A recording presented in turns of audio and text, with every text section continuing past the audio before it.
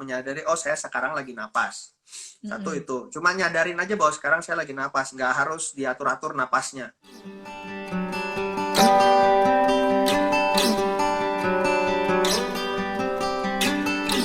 Om Gak, ada yang bertanya sudah masuk melalui Parents University _ID dari Salsabila Wahyuni. Ini sepertinya bukan pertanyaan sih, pernyataan. Suka berusaha nahan untuk nggak marah-marah, tapi kadang suka lepas kendali.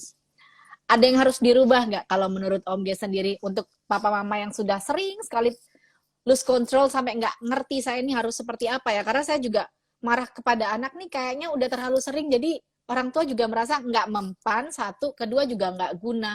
Apa yang harus saya rubah? Yang pertama kita perlu melatih kesadaran. Nah, caranya bisa macam-macam, tapi yang menurut aku sampai hari ini paling praktis, paling sederhana yang bisa dilakukan adalah latihannya sesering mungkin menyadari, oh saya lagi napas. Oke. Ya coba Dari hal sekarang simpel ya ini Om ya. Iya, dari kita ngobrol aja pun dari tadi kan, apakah kita menyadari bahwa kita sedang bernafas? Kan biasanya enggak, nafas itu kan take it for granted aja, udah otomatis begitu aja. Ya tapi selama kita melek, karena kalau lagi tidur kan nggak bisa nyadarin nafas. Jadi selama kita melek, sesering mungkin membiasakan diri untuk menyadari, oh saya sekarang lagi napas. Satu itu, cuma nyadarin aja bahwa sekarang saya lagi napas, nggak harus diatur-atur napasnya. Yang kedua, latihan menyadari apa yang sedang dilakukan. Oh sekarang saya sedang ngobrol, oh sekarang saya lagi sedang nyetrika, oh sekarang saya sedang nulis. Itu apapun aktivitas yang sedang dilakukan, biasakan saya menyadari bahwa saya sedang melakukan itu. Biasakan saya menyadari bahwa setelah saya selesai nulis ini, sekarang saya mau ngapain. Itu biasakan disadari. Tujuannya menyadari hal-hal itu adalah untuk melatih diri supaya ketika terjadi letupan emosi, kita jadi lebih cepat sadarnya. Nah, karena ketika kita menyadari bahwa kita sedang mengalami letupan emosi, kan pada saat itu baru kita bisa pilih perilakunya mau bagaimana ya. Nah, perilakunya kemudian itu dipilihnya berdasarkan latihan cari saluran emosi yang oke tadi itu. Ya, cara prinsip itu. Tapi secara faktual kan tidak selalu situasinya bisa kita gunakan untuk menyalurkan emosi. Tidak selalu situasinya layak untuk membiarkan si emosinya ini manggung.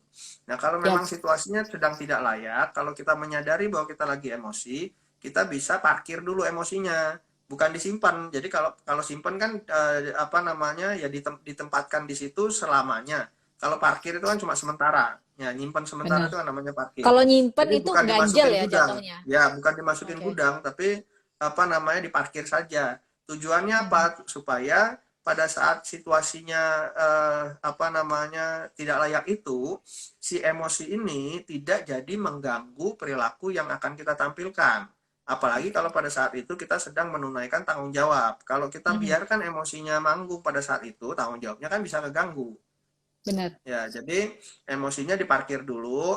Hai marah, sabar ya. Nanti kamu dapat gilirannya setelah aku nyelesain tugas ini. Ya, jadi nanti kalau tamunya udah pulang deh, kita baru cari tempat manggung. Jadi si marahnya ini diajak janjian, diajak nunggu untuk manggungnya nanti, bukan sekarang karena situasinya sedang tidak layak. Jadi pada saat itu memang kita perlu menahan emosinya. Pada saat itu memang kita perlu mengalihkan dulu emosinya ini supaya kita bisa tetap fokus, kita bisa tetap menyelesaikan tanggung jawab yang sedang dilakukan pada saat itu. Tetap bisa melakukan interaksi atau aktivitas yang sedang dilakukan saat itu. Nanti kalau udah selesai atau situasinya sudah oke buat manggung, baru emosinya dipanggil lagi. Jadi caranya ya diingat-ingat lagi kejadiannya dengan tujuan supaya sensasi emosinya muncul lagi. Nah, ketika sensasi emosinya muncul lagi, baru kita sediakan panggung buat si emosi itu.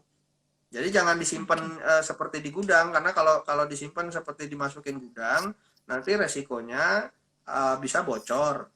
Ya, artinya emosinya ini keluar entah jumlahnya sedikit atau banyak dalam bentuk yang bagaimana kita juga nggak bisa mastiin. Ya, Ya. sehingga ada kemungkinan jadi masalah baru ketika itu munculnya dalam situasi yang tidak memungkinkan, tidak layak lagi. Mhm. Mhm. Atau yang kedua bisa jadi nggak bocor tapi luber karena wadahnya kepenuhan, gudangnya kekecilan, sementara emosinya tiap hari nambah lagi, nambah lagi, nambah lagi, yang disimpan Ya. akhirnya apa namanya nggak muat sehingga luber. Nah, ketika luber itu bentuknya kayak orang sensi. Jadi yang orang yang Ah, biasanya sehari-hari biasa-biasa aja, normal-normal, baik-baik aja, tapi tiba-tiba mulai hari ini sensi. dan beberapa hari kemudian itu sensi banget gitu. Itu biasanya apa namanya luber. Oke. Atau kalau nggak bocor, kalau nggak luber, bisa juga resikonya adalah pecah wadahnya ini karena nggak muat Ya. kan. Itu Aha, aha. kalau pecah itu tampilannya biasanya menjadi marah besar cuma gara-gara masalah sepele. Jadi sebetulnya Oke. kemarin kalau dia lagi sehat emosinya, masalah itu adalah masalah Nggak sepele, dia semarah akan itu. abaikan Hmm. aja. Ya, kalaupun marah ya marah biasa aja. Tapi karena pada saat itu dia punya endapan emosi yang banyak dan wadahnya apa ternyata sudah penuh, udah nggak kuat Aha, lagi nampung. aha. Jadi masalah sepele itu bisa bisa bisa memicu dan kemudian jadi besar. Dan Oke. biasanya masalah-masalah yang lama-lama keungkit-ungkit lagi. Om G, Om G menjelaskan dengan begitu detail, membuat saya pun mulai berpikir kalau saya suka sensi di beberapa hal, jangan-jangan itu yang sedang terjadi. Bisa, bisa. Bisa itu kalau Oke. kalau kalau kita lagi ngalamin letupan emosi, tapi kita pada saat itu kita kita tahan emosinya, kita Mhm, tidak izinkan manggung, tapi mhm. kemudian apa namanya ketika situasinya sudah aman pun kita nggak panggil lagi, jadi kita simpan aja di situ. Nah kalau kita simpan aja di situ, karena emosi adalah energi tidak bisa dimusnahkan ya, pada akhirnya akan keluar juga dalam bentuk yang bagaimana nggak tahu. Oke, ingat emosi itu adalah energi. Jadi memang benar-benar harus disalurkan seperti air ya Om ya. Iya, jadi analoginya kayak irigasi, saluran irigasi. Ya, jadi Oke. bukan dibendung untuk jadi waduk. Kalau dibendung jadi waduk, apa namanya, apa nggak ada salurannya, dia lama-lama penuh kan. Ya, Mhm, tapi mhm. dijadikan saluran irigasi. Jadi arahnya aja yang kita atur, mau dialirin ke sawah yang mana, mau Ya, dibuang ke sungai atau mau ditampung sebagian atau mau diapain itunya yang kita atur-atur, tapi ya alirannya jangan disumbat. oke. Om G, ini juga penting ya kita untuk ajarkan kepada anak-anak kita nantinya pada saat dewasa mereka Oh jadi iya, terbiasa. Jadi kalau iya kitanya dan agak targetnya sudah tua, agak sedikit susah untuk mendidik hal-hal seperti iya itu dalam diri memangnya sendiri. karena mengganti kebiasaan. Memang targetnya sebelum umur 3 tahun mestinya sudah beres. Oke, untuk merasakan emosi. Ya, kesanggupan kecewa itu targetnya sebelum anak-anak sudah bisa bergerak sendiri secara secara apa namanya motorik. Ya, Karena ya. ketika ketika secara motorik dia sudah bisa bergerak sendiri, udah bisa jalan lari sendiri, maka ketika apa nama kesanggupan kecewanya belum belum beres, itu akan apa namanya konflik sama orang lain akan menjadi besar. Oke, Karena kalau dia sudah bisa bergerak sendiri tapi dia belum punya kesanggupan kecewa, kan dia akan lebih cenderung aman akan ya. maksa jadinya. Oke, heeh, Ya, heeh. Oke, itu kenapa kesanggupan kecewa menjadi apa namanya fondasi untuk pelajaran yang lain-lainnya. ini walaupun anaknya mama papa sudah di atas 3 tahun, jangan patah semangat karena kita pun Oh yang iya nggak dewasa apa-apa, tetap belajar. nggak apa-apa itu Ya, kalau terlambat bukan berarti jadi masalah, tapi apa namanya memang kalau baru mau dimulai setelah terlambat ya akan lebih sulit karena mengganti kebiasaan. Karena kan mm, remedi jadinya memperbaiki, bener, bener. bukan Tapi bikin pasti baru. Kalau bisa, bikin bener. bisa, Mhm, bisa. mhm. Karena kan itu hasil belajar, Bener, jadi bisa. bener. At least tadi sudah tahu teorinya dari Om G, tinggal prakteknya nih Om, yang Iya, agak sedikit berat. Oke, Om G, kita ada pertanyaan. Boleh jawab betul atau keliru. Oke Om ya. ya, kita mulai dari pertanyaan pertama. Betulkah dengan makan akan memperbaiki bad mood? Betulkah dengan makan akan memperbaiki bad mood? Bisa iya, bisa enggak, tergantung orangnya. Oke, oke. Karena kadang ada orang yang punya masalah, lagi mikir banget, moodnya lagi jelek, bahkan nggak bisa makan. Benar nggak, Om? Bisa, ya. Yap. Oke, yang kedua, betulkah ketika anak dibesarkan dengan amarah akan membentuk konsep diri negatif sehingga bisa mendadak menjadi anak yang pemarah, introvert juga? Iya, karena kan itu pembiasaan. Mencontoh. Mhm. Ya. Pembiasaan. Ya, kalau Yang kita ketiga, terbiasa hidup di apa namanya di lingkungan yang bersih, ya kita jadi terbiasa bersih. Ketika kita hidup di lingkungan yang terbiasa kotor, ya kita tidak akan merasa itu kotor jadinya. setuju, setuju itu adalah bentuk pembiasaan sebenarnya. Betulkah jika merasa bersalah pada anak dan menebus kesalahan dengan menuruti semua permintaannya dia, nantinya anak akan menjadi manja? Iya, karena apa namanya kalau itu yang dilakukan, kan anak jadi belajar polanya Oke, bahwa justru untuk nanti mendapat. akan membuat trik dari Iya, hal itu. iya. Akan mencoba lagi, pada akhirnya orang tua kalah wewenang lagi, kalah wewenang lagi seperti itu ya. Iya, ya, ya. Kalau Oke. itu bukan kalah wewenang, kalau itu orang tuanya yang memang menyerahkan wewenangnya ke si anak. Menyerahkan wewenang pada akhirnya. Oke. Betulkah dengan kekhawatiran sehingga banyak melarang anak melakukan hal-hal baru yang membentuk anak jadinya nggak pede dan tidak mandiri. Jadi kan kadang ada orang tua tuh yang nggak boleh, jangan-jangan akhirnya tidak memberi kepercayaan kepada anak untuk melakukannya.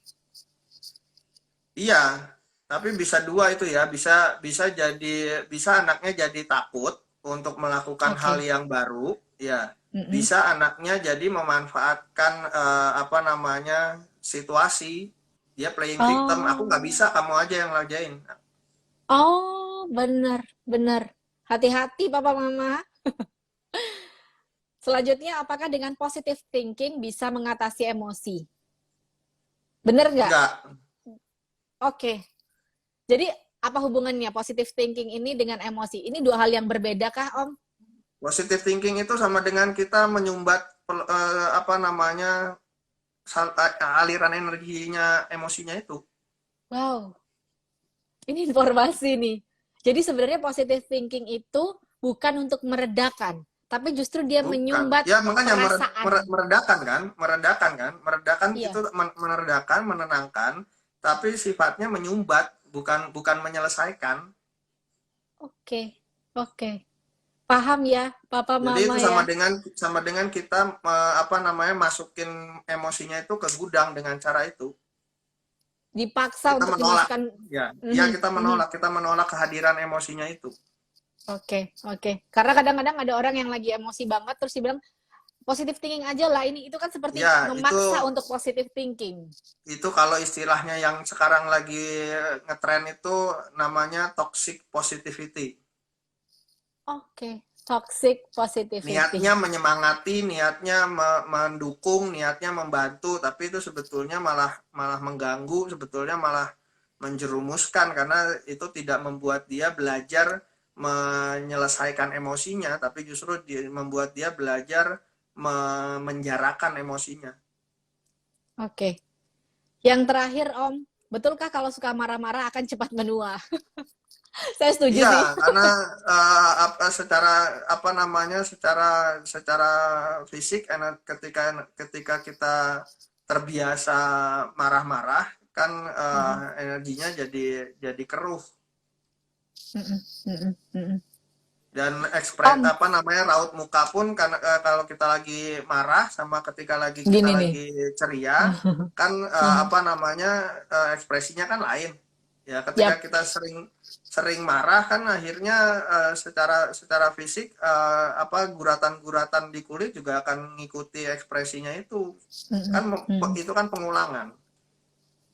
Ya bisa Oke. jadi apa kalau dibilang kelihatannya jadi lebih cepat tua kalau kalau sering marah-marah. Bisa, apalagi kalau kalau nggak perawatan kulitnya. Jadi kalau mau sering Nah, marah-marah, perawatan kulitnya mesti gencar juga. mahal. Setuju.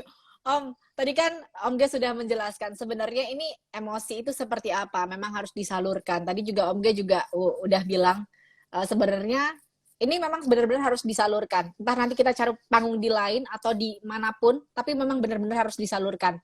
Jangan didiamkan, diparkir bentar boleh, karena mungkin kita juga beberapa orang dengan background personality yang berbeda-beda ya Om ya. Ada orang yang bisa keluar langsung, ada yang dia harus menahan sampai dia merasa nyaman dengan situasinya untuk mengeluarkan. Sebenarnya dengan melatih seperti ini, Om, nanti harapannya kita ke depannya kalau menemui hal-hal yang tidak sesuai dengan ingin kita atau rencana kita pada saat muncul itu marah atau emosi, itu nanti akan menjadi seperti apa sebenarnya? Atau menjadi orang yang lebih tenang pada saat Enggak, menghadapi itu perasaan itu? kita akan menjadi sanggup menghadapi situasi yang mengecewakan karena apa namanya, kenapa sanggup kecewa itu menjadi tadi aku bilang sebagai pondasi, karena kan nggak mungkin kita bisa hidup dalam situasi yang menyenangkan terus, nggak mungkin semua yang kita mau bisa kita dapetin terus. Setiap hari Benar, kita pasti akan mengalami kekecewaan-kekecewaan, entah besar, entah kecil, entah banyak, entah sedikit. Tapi setiap hari pasti ada aja yang bikin kita kecewa, ada aja yang nggak sesuai sama maunya kita, kan? Dan benar, sanggup kecewa itu bukan menjadikan kita tidak bisa kecewa atau tidak atau jadi kebal dari kekecewaan. kecewa. Tapi sanggup kecewa itu adalah kesanggupan kita untuk merasakan nggak enaknya ketika kita mengalami kekecewaan dengan cara-cara yang aman sehingga tidak menimbulkan masalah baru, sehingga tidak Oke. menggunakan orang lain sebagai saluran emosinya. Mm-mm, Ya, mm-mm, mm-mm, kalau mm-mm. bicaranya orang tua sama anak itu kan memang yang seringkali terjadi kan karena akhirnya anaknya digunakan sebagai saluran emosi oleh orang tuanya, Benar. entah sadar entah nggak sadar. Mm-mm, mm-mm, mm-mm. Om Ge, ini karena waktunya tinggal 7 menit lagi. Ini boleh kasih pesan untuk papa mama yang selama pandemi ini, ya Om Ge. Ini Mara udah bolak-balik pengen ngerubah caranya. Tadi Om Ge juga sudah menjelaskan beberapa tadi ya, caranya untuk bisa berkomunikasi dengan anak. Untuk menyuruh, dibikin suka, entah nantinya akan dibikin harus. Tapi bagaimana sih kita sebagai mama, papa, ini untuk tidak terbiasa pada akhirnya membuat panggung sendiri di depan anak untuk menyalurkan emosi, dan juga sebenarnya apakah kita sebagai orang tua harus ekspektasinya diturunin deh, jadi nggak tiap hari tuh kayak punya ekspektasi ketinggian jadinya tiap hari marah terus. Ya, yang pertama kalau kalau apa bicaranya orang tua sama anak kan memang selalu harapannya adalah anaknya, orang tua selalu mengharapkan anaknya setuju melakukan apa yang orang tuanya mau. Mm-mm. Ya kan, prinsipnya kan itu. Nah, kalau kalau soal itu kan pilihannya apa namanya, anaknya dibikin dibikin setuju dengan cara apa, kan itu pertanyaannya. Jadi Mm-mm. balik lagi Mm-mm. ke soal suka sama soal perlu tadi itu.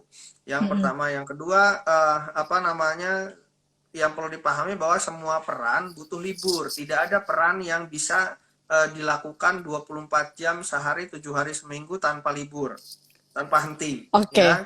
oke. Jadi apa namanya, orang tua perlu cari kesempatan untuk libur jadi orang tua, ibu libur jadi ibu, bapak libur jadi bapak, libur jadi istri, libur jadi suami, anak juga butuh kesempatan libur jadi anak, yang kakak libur jadi kakak, yang adik libur Mm-mm. jadi adik, semua semua peran butuh libur.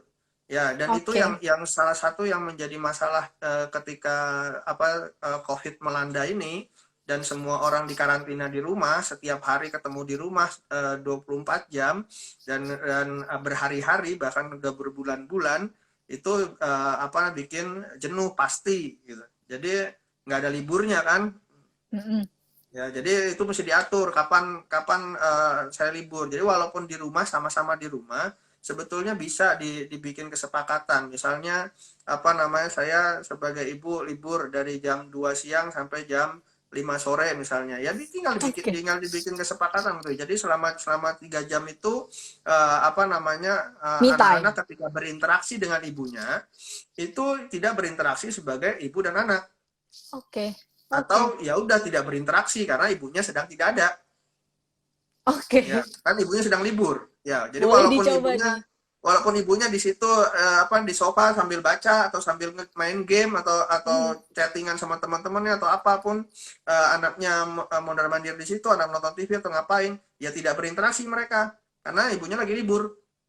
Bisa juga Oke. begitu ya, tinggal tergantung kesepakatannya maunya gimana. Ya, Mm-mm. untuk Oh, itu makanya apa namanya, yang perlu dilakukan adalah kan membangun kebiasaan bersepakat dengan mm-mm. orang-orang yang ada di rumah. Nah, supaya bisa bisa membangun kesanggupan bersepakat, kesanggupan kecewanya mesti diberesin dulu. Karena kalau Kalau yang kita hadapi adalah orang yang belum sanggup kecewa, tidak bisa kita ajak dia bersepakat karena pasti akan maksa. Makanya itu Bener. kalau kalau ada masalah perilaku, kalau ada keluhan tentang perilaku, siapapun dia, berapapun umurnya, kalau mau ditelusuri, pasti penyakitnya gara-garanya ada yang nggak sanggup kecewa. Jadi akhirnya serakah, jadi akhirnya maksa. Maksa, iya. Ya Itu itu yang kenapa? yang yang menjadi akar konfliknya di situ. Karena tidak sanggup untuk kecewa, susah Iya, diajak bersepakat pada akhirnya. iya. Sebenarnya Om Jadi Gak adu di sini, menang terus kan akhirnya. mhm, mhm. Ya, jadi Oke, libur itu apa namanya penting buat semua orang, buat semua peran. Jadi silakan mhm. diatur kapan kapan liburnya. Kalau dulu belum ada COVID kan ketika apa seharian anaknya anaknya ada di sekolah, ya otomatis orang tuanya libur jadi orang tua. Libur, benar. Iya. Heeh. Pada saat suaminya berangkat kerja juga Nah, libur dia jadi dia istri. libur jadi suami, dia libur jadi ayah kan gitu. Benar, benar, benar. Karena ini seringnya berkumpul, pada akhirnya kita harus bikin sebuah kebiasaan baru, kesepakatan baru, karena Mm-mm. kita juga Iya, belum tahu pandemi ini sampai iya, kapan. iya. Dan Oke, kesepakatan itu syaratnya smart, jadi mesti mesti jelas juga. Ya, karena oke. kesempatannya pendek, jadi ya buat yang belum tahu, buat yang baru-baru ketemu aku Join, di benar. di latih hati, pakai tagar info latih hati itu catatannya ada di situ. Cari cari Oke. tagarnya info latih hati atau tagarnya jurnal latih hati bisa. Atau kalau mau lihat-lihat di timeline apa namanya apa biasanya aku tampilannya beda yang jurnal latih hati sama yang info latih hati tampilannya beda dari yang reguler. Bisa Jadi dicek di sana ya, catatan-catatannya Om ada ya. di situ ya. Mhm. Caranya bikin orang setuju ada di situ, caranya menghadapi permintaan ada di situ.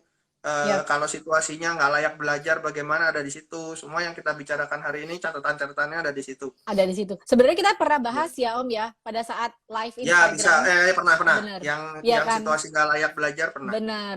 Bahwa pada orang tua tidak pernah kehilangan wewenang terhadap anak dan bagaimana Ya, membuat anak itu setuju, ya, mengenalkan iya, perasaan kecewa.